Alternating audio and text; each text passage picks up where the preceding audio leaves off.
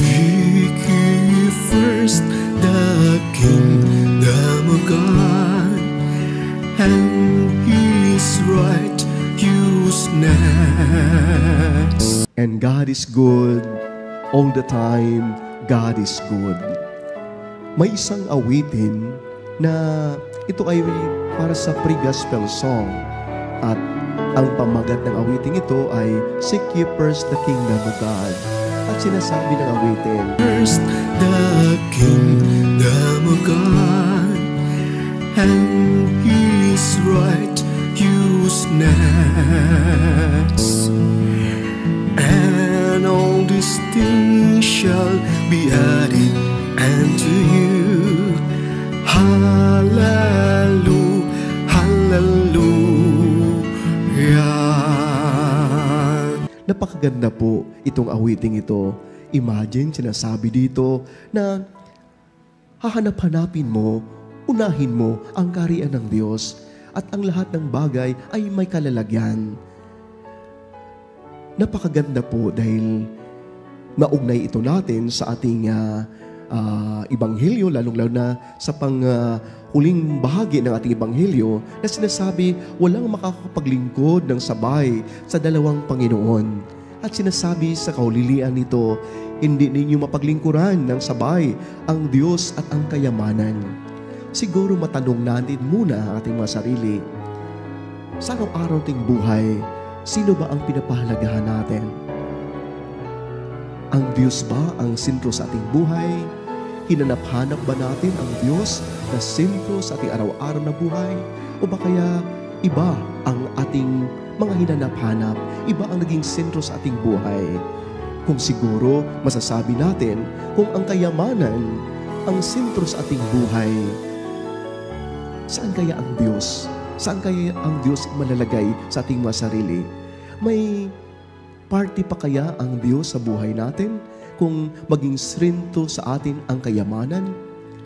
Mga kapatid, napakaganda dahil sinasabi ng Ebanghelyo natin, ilang bisis sinasabi, ang pagkatiwalaan ng maliit na mga bagay ay pagkatiwalaan din ng malalaking bagay. Tiwala. Ito ang nagiging sentro sa aking pagnilay-nilay, itong tiwala. Dahil ilang bisis binabanggit ito sa ating Ebanghelyo, yung tiwala. Mga kapatid, tingnan muna natin yung gift. Pag sabihin natin gift, regalo, may mga tao na nagbibigay sa atin ng regalo. Ang dahilan dito kung bakit binibigay itong regalo ito para sa atin, dahil nandoon yung pagmamahal nila. Nandoon yung pagmamalasakit nila. Wala pong regalo kung walang nagbibigay. At ang tulak dito para maibabahagi itong regalong ito, walang iba kundi pagmamahal. Kagaya ng mga magulang, kagaya sa inyong mga magulang. Di ba, pag birthday ng inyong mga anak, or Christmas ba kaya, o anibersaryo, binibigyan natin ng gift bilang pagpapahiwatig natin, pagpapaabot natin kung gaano sila natin kamahal. Ngayon, sa isang tao naman na tumatanggap nito, pag hindi niya nakikita, unang-una, ang pagmamahal ng kanyang mga magulang, dito sa gift na ito, ang nangyayari dito, nakapokus lang tayo sa gift. Nakapokus lang tayo sa object. Ngayon, pag nakapokus lang tayo sa object, pag ang gift na ito ay mumurahin lamang, pag minsan, dahil mumurahin lang at hindi natin tinitingnan kung ano ang kalagahan, ano ang nag-udyok dito para may bahagi ito sa isang taong nagbigay sa atin? Ang ginagawa natin sa gift ay binabaliwala natin. Hindi natin pinapahalagan. Or pag minsan nga, napapakinggan pa natin dahil mumurahin yung gift, yung mga taong nagbibigay, minumura pa. Ano naman tong gift na ito? Nagbibigay ka pa ng gift, mumurahin lang. Sana hindi ka na lang nagbigay dahil mumurahin lang pala ito. So, hindi natin pinapahalagahan. At pag minsan, worse enough, na tinatapon ito natin, o pinaalkibukan lang natin hanggang nasisira itong gift na ito. Dahil hindi naman natin tinitingnan, unang-una, ang nagbigay nito. Ngayon, pag ako naman ang tumanggap sa gift na ito, at unang-una kinikilala ko, nagpapasalamat ako sa taong nagbigay sa akin dito, Sabi ko sa kanya, naku, salamat po. Salamat po sa iyong pagmamahal. Wala pong itong gift kung wala yung pagmamahal mo. Ngayon sa ganung paraan, kahit pa man yung gift na yon ay mumurahin, kahit pa man walang value yung gift na yon, ngunit dahil sa isang taong nagmahal sa'yo dito, binabahagi ito sa'yo, ina-appreciate natin. Tinitreasure natin. Dahil itong object na ito ay secondary lamang. Ang napakahalaga, yung taong nagbigay.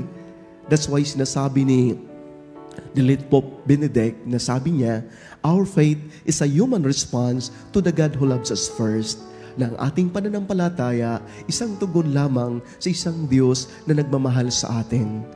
Ang nangyayari sa ating kapaligiran ngayon, ito yung korupsyon na nangyayari. Kung tiniting lamang natin itong ating possession at hindi natin nakalimutan natin na itong possession na ito ay pinagkatiwala sa atin at nawala ang yung pagpapahalaga natin sa nagtiwala sa atin, ang sabihin natin, may kapangyarihan ako, may possession ako. Ang nangyari dito, napusis ka. Napusis ka doon sa power mo. Dahil napusis ka sa power mo, ginagawa mo, kahit ano na lang ginagawa mo, kahit may magasagasaan, kahit may maghihirap, okay lang sa'yo. Dahil yun nga, ang tinitingnan mo dito, yung kapangyarihan mo na lamang, napusis ka, tinitingnan mo lamang yung possession mo. Ngayon, makikita natin sa mga tao na may napupusis sa evil spirit. Pag isang taong napusis sa evil spirit, anong nangyari sa kanya? Nawalan siya ng bait. Nawalan siya ng tamang pag-iisip. Pag minsan hindi na nakakilala ang taong ito, dahil napuses siya. Hindi kaya ganito din po ang mga kapatid natin na nasangkot ngayon sa korupsyon, sa matinding korupsyon ng ating bansa, na ito ay naging systematic na sa ating bansa. Hindi na nakikilala yung mga taong pinaglilingkuran. Hindi na nakikilala, hindi na alam kung bakit nandyan sa kanya ito. At hindi na alam niya na may mga tao nakapaligid na naghihirap. May mga taong lubog na lubog sa baha. Hanggang ngayon, lubog na lubog pa rin dahil yun niya na-possess sa possession. Nakakalimutan yung ito ay pinagkatiwala lamang sa kanya. Hindi ito sa kanya. Mga kapatid, kung palalimin pa natin, titingnan natin yung Book of Genesis, yung creation story. Yung creation story, ginawa ng Diyos, nilikha ng Diyos ang tao at kawangis niya at larawan. At hiningahan niya at nagkakaroon ng buhay. Kawangis at larawan. Ngunit, pag hanggang doon lang tayo, sabihin natin, kawangis at larawan ng Diyos, nilikha ako ng Diyos. Ngayon, dahil ang Diyos ay makapangyarihan din ako kasi kawangis ako ng Diyos. Totoo man talaga. Ito tayo din po ay may kapangyarihan. Tayo ay may katalinuhan. Ine-equip tayo ng Diyos ng potensya obedientialis.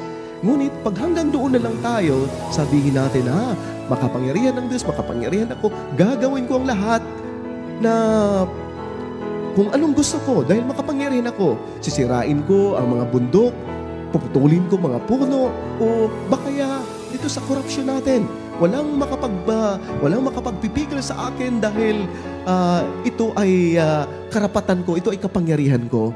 Ngunit hindi po nagtatapos doon ang creation story. Binibigyan ng Diyos ng pangalan ang tao, Adan at Eva, at sabi ng Diyos, ipagkatiwala ko sa inyo ang lahat-lahat na ito. Hindi po sinasabi ng Diyos na ibibigay ko sa inyo ang lahat-lahat ng ito, kundi ipagkatiwala. Di ba napakasarap namnamin natin, napakasarap alamin natin na tayo'y pinagkatiwalaan. Ang saya-saya natin kung pinagkatiwalaan tayo. At dahil kinikilala natin yung mga taong nagtiwala sa atin, binabalyo natin yung tiwala ngayon, naging tapat tayo.